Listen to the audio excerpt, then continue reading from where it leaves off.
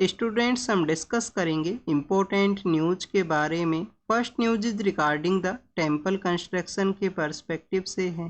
Waste Bengal के वहाँ पे एक टेम्पल का कंस्ट्रक्शन किया गया इक्विवेलेंट वे के अंदर, जिस तरीके से उड़ीसा के वहाँ पे जगन्नाथ टेम्पल है वो सिचुएटेड है। दीघा नाम का जो टाउन है वहाँ पे ये टेम्पल का कंस्ट्रक्शन हुआ है। इस न्यूज़ को हमने रीड किया था अप्रैल के मंथ के समय में। अब आप देखिए कि बोथ स्टेट्स के रिगार्डिंग में एक कंट्रोवर्सी है वो क्रिएट हुआ है। तो हमारे यूपीएससी के एग्ज़ाम के पर्सपेक्टिव से क्या बेसिक इन्फॉर्मेशन आपको पता होना चाहिए इस न्यूज़ के रिगार्डिंग में। तो जगन्नाथपुरी के वहाँ पे जो टेम्पल सिचुएटेड है, जिसको कि हम वाइट पगोड़ा के नाम से भी जाना करते हैं या जगन्नाथ टेम्पल के नाम से भी जाना करते हैं। आप देखिए कुछ टेम्पल का जो कंस्ट्रक्शन है वो किसके द्वारा किया गया था। ईस्टर्न गंगा डायनेस्टी एक हुआ करती थी जो कि ईस्टर्न पार्ट ऑफ रीजन के अंदर में रूल किया करते थे। आप देखिए कि जो गंगा डायनेस्टी है वो आपको अलग अलग पार्ट्स के अंदर में देखने के लिए मिलती हैं। एक Ganga dynasty southern part of India के अंदर भी रूल किया करती थी गुप्ताज के समय में। ईस्टर्न गंगा डायनेस्टी के एक रूलर हैं जिनके द्वारा 12th सेंचुरी के समय में जगन्नाथ टेम्पल का जो कंस्ट्रक्शन है वो स्टार्ट किया गया। अंतावर्मन चोड़ागंगा उन रूलर का जो नेम है वो हुआ करता था। टेम्पल का जो कंस्ट्रक्शन है वो कंप्लीट किया गया है कोई डिफरेंट जो रूलर हैं उनके द्वारा। कंस्ट्रक्शन स्टार्ट हुआ था अंतावर्मन चोड़ागंगा के द्वारा और जो कंप्लीट होता है वो है 1230 के समय में आनंग भीमदेवा थर्ड के द्वारा। तो आप देखिए कि जिनके द्वारा स्टार्ट किया गया था उनका नेम आपको पता होना चाहिए। नेक्स्ट, अगर हम टेम्पल के ही बारे में रीड करें तो इसको वाइट पगोड़ा के नाम से भी जाना करते हैं। जिस तरीके से उड़ीसा के वहाँ पे सिचुएटेड कोणार्क का जो सन मंदिर है जिसको कि ब्लैक पगोड़ा कहा करते हैं, और उसी तरीके से इसका वाइट वे के अंदर अपीयरेंस होने की वजह से जगन्नाथ टेम्पल को वाइट पगोड़ा है वो कहा करते हैं।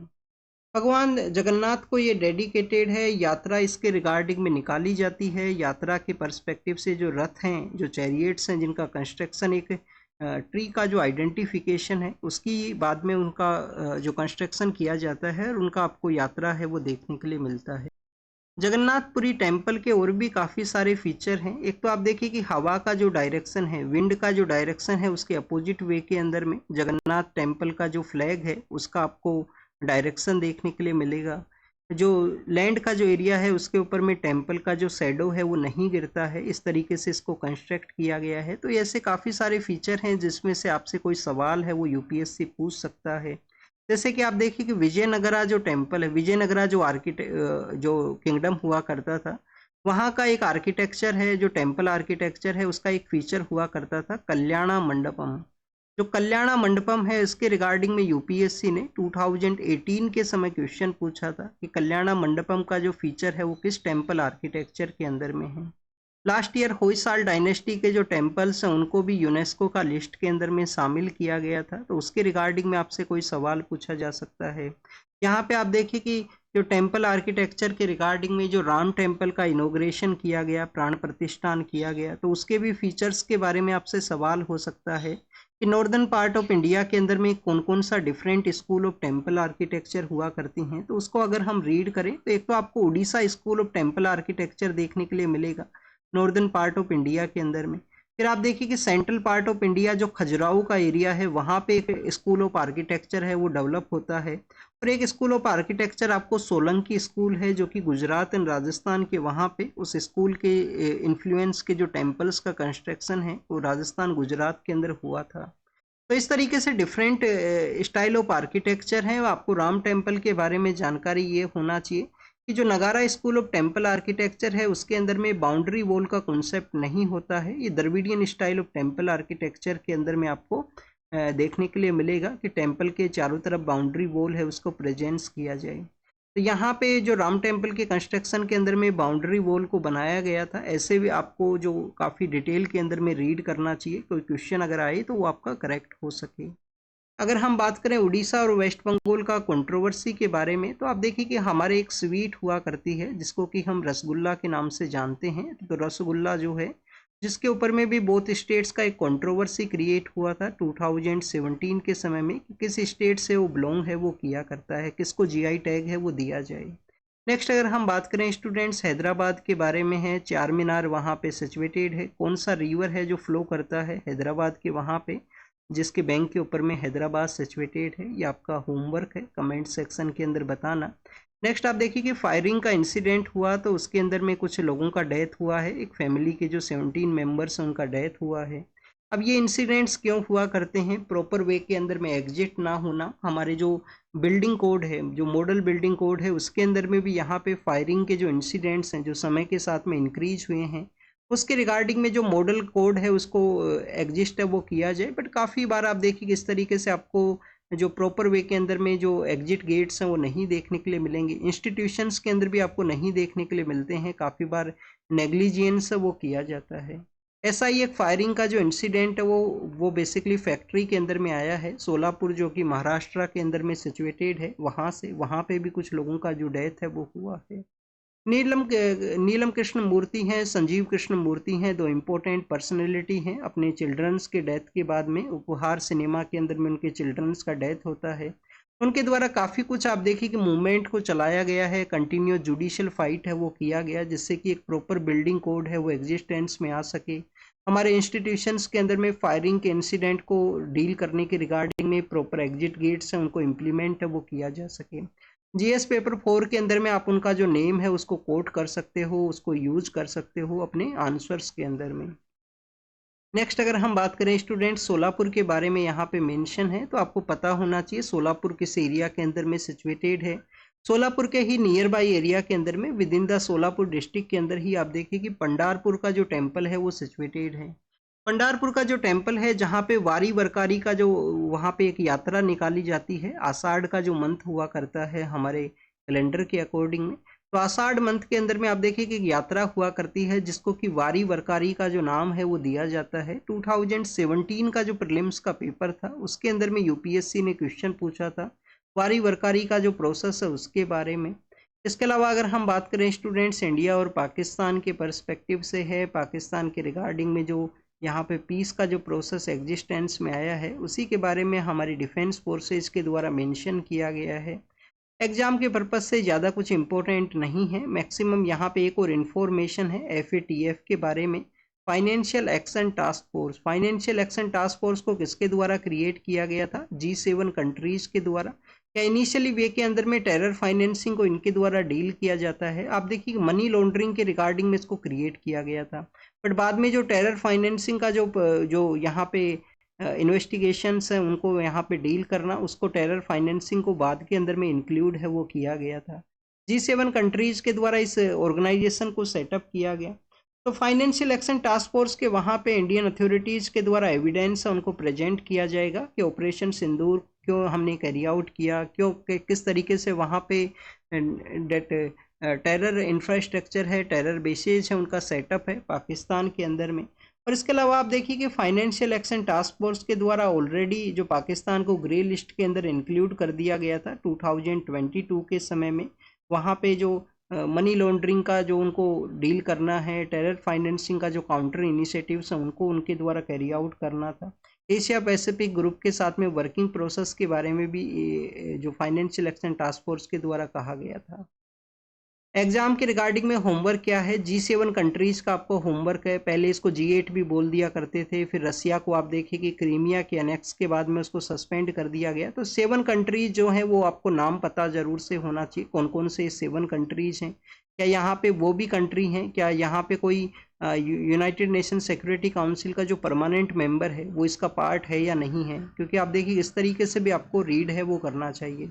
अशोका यूनिवर्सिटी के एक प्रोफेसर के द्वारा कुछ लिखा गया, उनको आप देखिए कि अरेस्ट है वो कर लिया गया।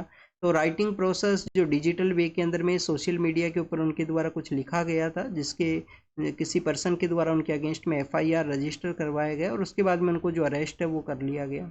तो ये बेसिकली आप देखिए कि डिजिटल जो डोमेन है उसके रिगार्डिंग में भी एक जो कंट्रोवर्सी समय समय पे हुआ करती है freedom of speech and expression के रिगार्डिंग में।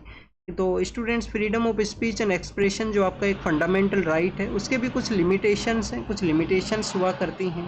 कभी कभी आप देखिए कि पॉलिटिकल प्रेशर्स, इस तरीके के काफ़ी सारे ऐसे जो फैक्टर्स हैं वो रोल प्ले करते हैं। उस समय सिचुएशन कैसा है, पॉलिटिकल फैक्टर कैसा है, तो ये भी यहाँ पे रोल है वो प्ले किया करते हैं।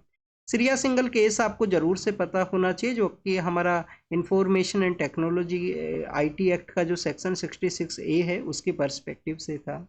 नेक्स्ट अगर हम बात करें स्टूडेंट्स प्रेसिडेंशियल रेफरेंस के बारे में है, आप देखिए कि प्रेसिडेंट मैम के द्वारा सुप्रीम कोर्ट को जो रेफरेंस है वो किया गया। सुप्रीम कोर्ट के द्वारा तमिलनाडु का एक पेटिशन था। तमिलनाडु का पेटिशन क्या था स्टूडेंट्स, वहाँ पे उनके जो बिल्स हैं, तमिलनाडु लेजिस्लेटिव असेंबली के जो बिल्स हैं, उनको टाइम बाउंड मैनर के अंदर में जो वहाँ पे जो डिसीजन है वो लिया जाए गवर्नर के द्वारा। तो सुप्रीम कोर्ट ने डिसीजन को डिलीवर किया गया, एक टाइम बाउंड मैनर का सिचुएशन है वो बताया गया। टाइम बाउंड मैनर के अंदर में गवर्नर के द्वारा और प्रेसिडेंट के द्वारा भी जो डिसीजन है वो लेना होगा। अगर नहीं लिया जाता है तो डीम्ड कैटेगरी के अंदर में बिल्स को जो पास है वो मान लिया जाएगा। यहाँ पे जो डिसीजन लिया जाता है उसके रिगार्डिंग में भी जो जुडिशियल प्रोसेस है, जो जुडिशियल रिव्यू है, उसको ऐड कर दिया गया। प्रेसिडेंट एंड गवर्नर के द्वारा जो डिसीजन लिया जाएगा तो उसका जुडिशियल रिव्यू है वो हो सकता है। तो उसी के पर्सपेक्टिव से प्रेसिडेंट मैम के द्वारा जो रेफरेंस है वो सेंड किया गया है यहाँ पे सुप्रीम कोर्ट को, कि किस बेसिस पे यहाँ पे एक जुडिशियल ऑर्डर के थ्रू जो कॉन्स्टिट्यूशनल प्रोसेस है उसको अंडरमाइन करने का जो कोशिश है वो किया गया है। अब आप देखिए कि प्रेसिडेंट का जो रेफरेंस है वो किस आर्टिकल के अंदर में मेंशन है। आर्टिकल 143 ऑफ इंडियन कॉन्स्टिट्यूशन के अंदर में प्रेसिडेंशियल रेफरेंस के बारे में मेंशन किया जाता है। क्या है बेसिकली प्रेसिडेंशियल रेफरेंस, कि यहाँ पे ओपिनियन मांगा जाए, कोर्ट के द्वारा उसका ओपिनियन है वो मांगा जाए। तो advisory jurisdiction of supreme court, के सुप्रीम कोर्ट से एडवाइस है वो मांगा जाए। तो advisory jurisdiction of supreme court, ये जो प्रोसेस है किस तरीके से एग्जिस्टेंस में आता है इंडिया के अंदर में। गवर्नमेंट ऑफ इंडिया एक्ट 1935 के अंदर में इस प्रोसेस को मेंशन किया गया था कि गवर्नर जनरल के पास में वहाँ पे एडवाइस लेने के रिगार्डिंग में, कि उनके द्वारा फेडरल कोर्ट को रेफर किया जा सकता है किसी भी प्रोसेस के रिगार्डिंग में एडवाइस के पर्सपेक्टिव से। तो उसी प्रोसेस को फिर इंडियन कॉन्स्टिट्यूशन के अंदर में ऐड किया गया, इंडियन कॉन्स्टिट्यूशन के अंदर इसको ऐड किया गया। आप देखिए कि इसी तरीके का जो सिमिलर प्रोसेस है वो आपको कनेडियन कॉन्स्टिट्यूशन के वहाँ पे भी हुआ करता है, और यूएस कॉन्स्टिट्यूशन के अंदर में आपको एडवाइजरी जुरिडिक्शन का प्रेजेंस है वो नहीं देखने के लिए मिलेगा। कनेडियन कॉन्स्टिट्यूशन के और जो फीचर जो इंडियन कॉन्स्टिट्यूशन के अंदर में ऐड हुए हैं, जैसे कि गवर्नर का अपॉइंटमेंट, सेंट्रल के पास में मोर पावर का प्रेजेंस होना, वो सब भी आप जरूर से रीड कर लेना। चैप्टर 3 ऑफ लक्ष्मीकांत जो बुक है उसके टेबल्स के अंदर में मेंशन है। और आपका जो जीएस पेपर सेकंड है उसके अंदर में भी आप देखिए कि आपसे सवाल पूछे जा सकते हैं। Comparison of Indian constitution other countries के साथ में आपसे सवाल हैं वो हो सकते हैं।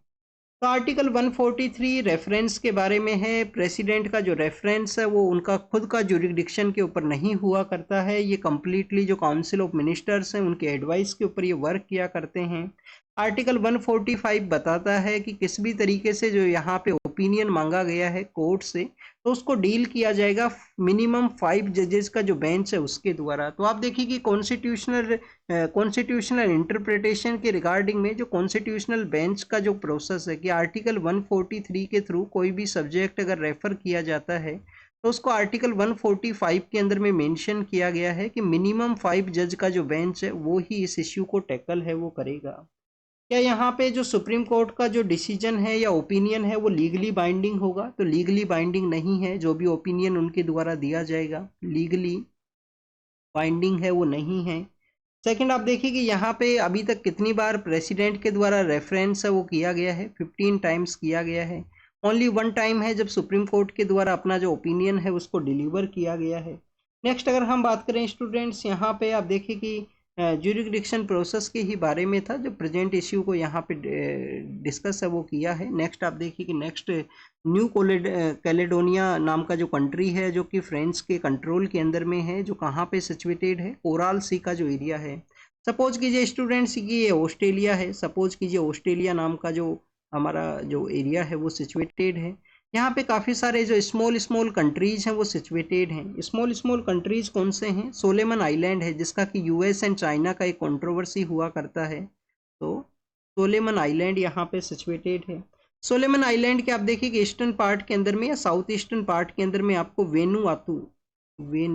वेनुआतू नाम का जो आइलैंड है वो आपको देखने के लिए मिलेगा। वेनुआतू के जो सदर्न पार्ट के अंदर में यहाँ पे आपको बेसिकली न्यू कैलेडोनिया नाम का जो कंट्री है, न्यू कैलेडोनिया नाम का जो टेरिटरी है वो सिचुएटेड है।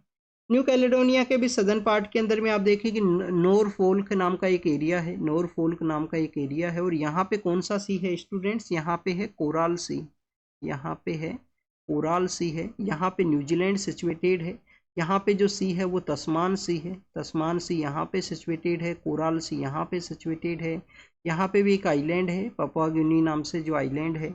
तो इस तरीके से आपको आइलैंड्स के बारे में पता होना चाहिए। फ्रांस का कुछ टेरिटरी हमने इंडियन ओशन के अंदर भी रीड किया था। मयोते नाम का जो एरिया है जहाँ पे साइक्लोनिक कंडीशंस डेवलप हुए थे, इसको हमने रीड किया था, जो कि मडागास्कर के वेस्टर्न पार्ट के अंदर में सिचुएटेड है।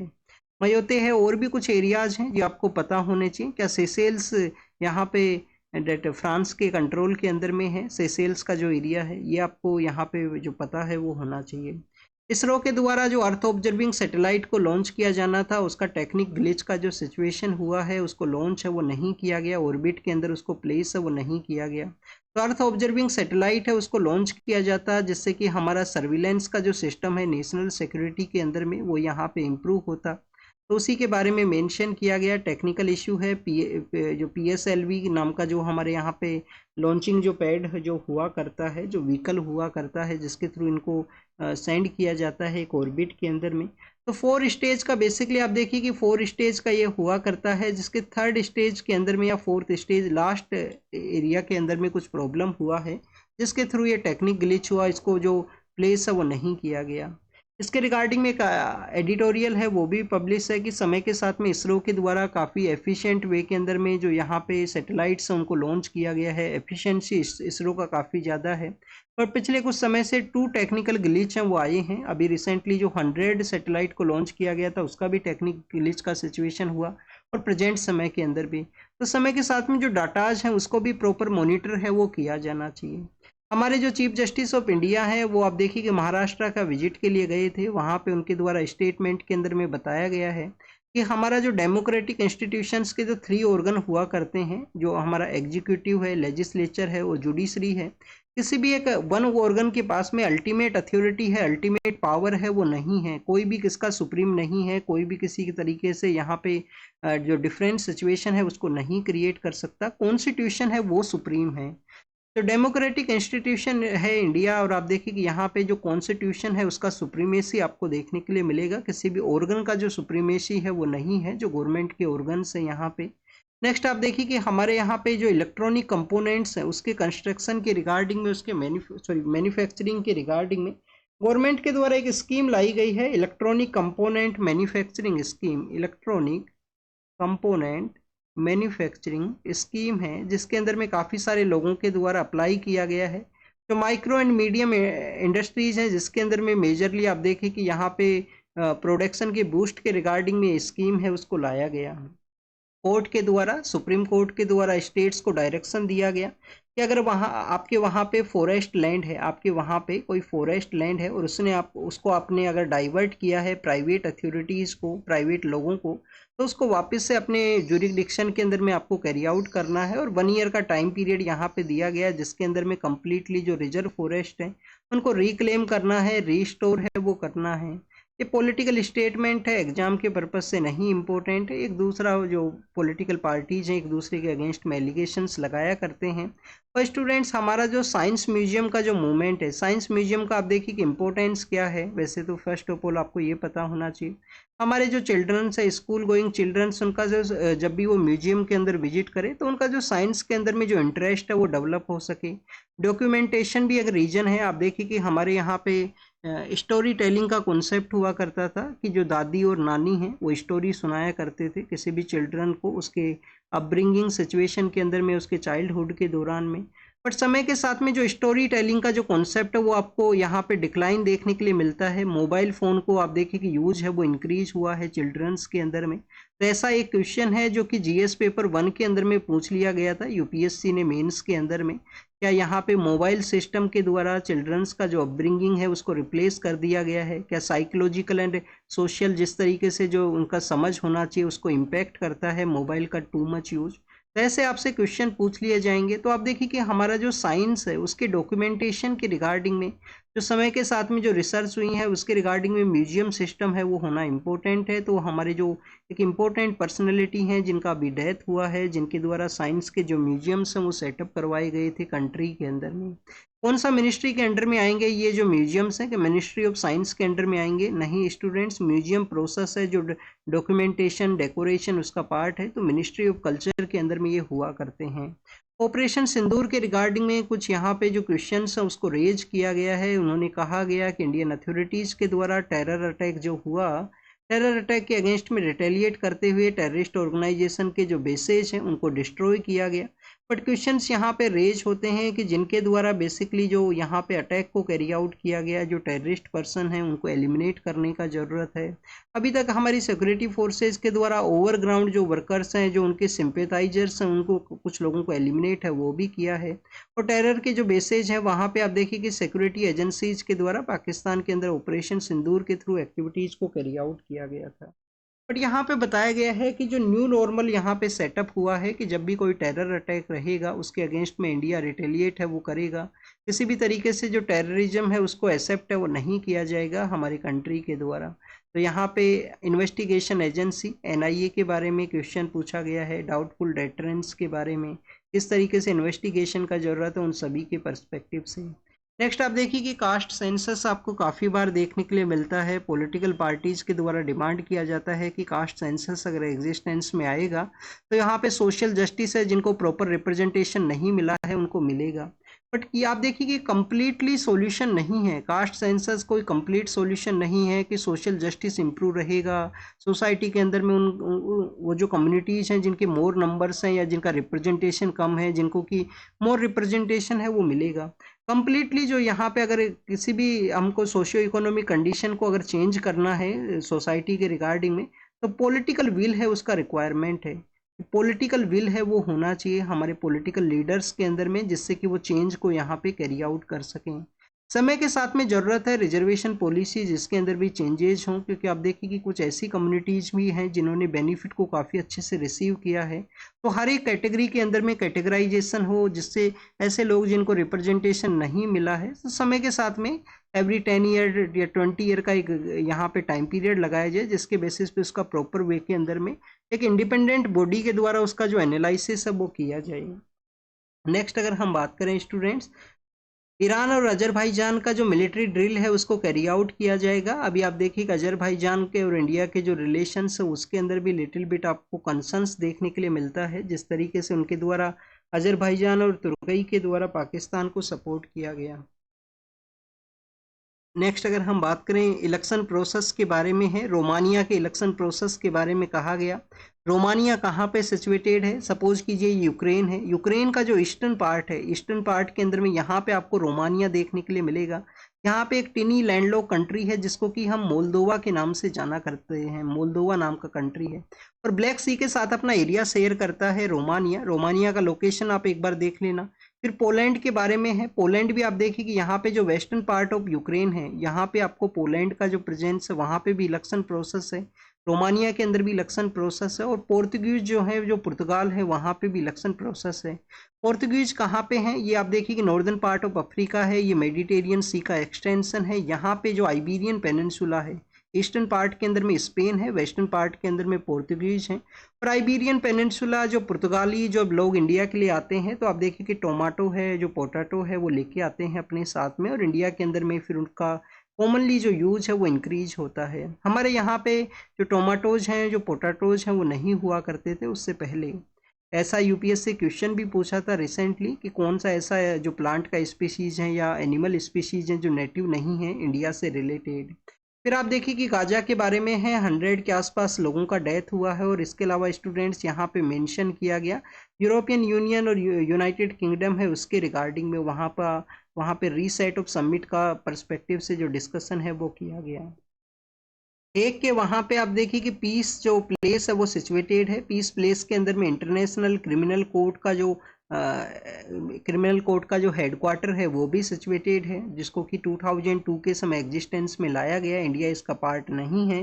कुछ एक्टिविस्ट के द्वारा वहाँ पे प्रोटेस्ट किया गया है। डच का जो गवर्नमेंट है उनके द्वारा इजराइल का रिगार्डिंग में जिस तरीके से जो डिसीजंस लिए गए हैं उसके बारे में। और सोमालिया जो कि हॉर्न ऑफ अफ्रीका के अंदर में सिचुएटेड है, जहाँ पे सी पायरेसी के इंसिडेंट्स हम वो हुआ करते हैं। तो वहाँ पे आप देखिए कि एक सुसाइडल ब्लास्ट है वो हुआ है सोमालिया का जो आर्मी कैंप एरिया है वहाँ पे। तो this is all the information related to the today's newspaper. आप इसको रीड कीजिए, रिवाइज कीजिए, जो भी इंफॉर्मेशन आपको मिला है उसको नोट डाउन कीजिए। Thank you students, thank you very much.